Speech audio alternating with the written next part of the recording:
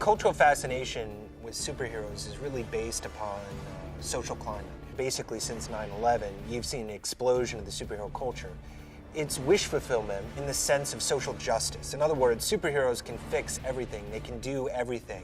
Champions actually came from a paper and pencil RPG that was released in 1981. So the thing that's awesome about that is we actually have about 28 years worth of characters and places, villains, heroes, and lore, and actually game mechanics that have vetted through hundreds of thousands, if not millions of players to base Champions Online from. And with Champions Online, we've really pushed the limits. A lot more visceral, a lot more explosions, a lot more punching, and just ripped right out of a comic book's pages.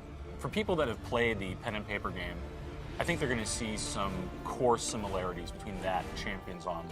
They're going to recognize certain characters, even though we've really updated them for the new millennium. They're going to recognize places. They're going to recognize lore. We've been very true to that. The level of depth and complexity that you want to be able to open up to players is paramount. We really, really need to make sure that people have this incredible experience where they can sit there and really craft a superhero who's iconic. We know that people want to be able to fly into the middle of Millennium City with their hero and have other players look up and go, oh wow, that guy looks incredible, there he is, I can't believe it. And you're showing off your powers and effects, the look of your character, and that's something that we really, really give you all the tools for in the character creation system.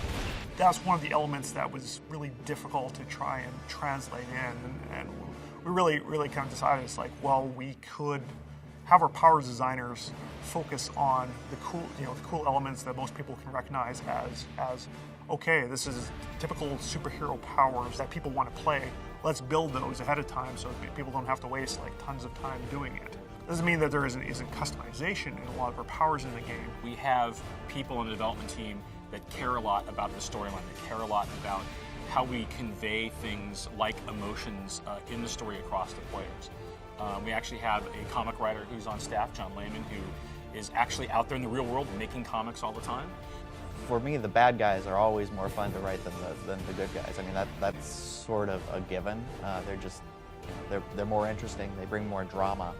We decided that we were going to show a range of environments. Millennium City, which is this fantastic city of the future.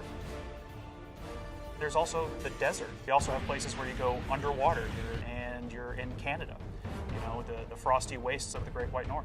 We wanted to make it feel like an action comic book, so we have a lot more active movement, players moving around, reacting to villains of the game, etc. Very much action, biff pow type of comic book feeling.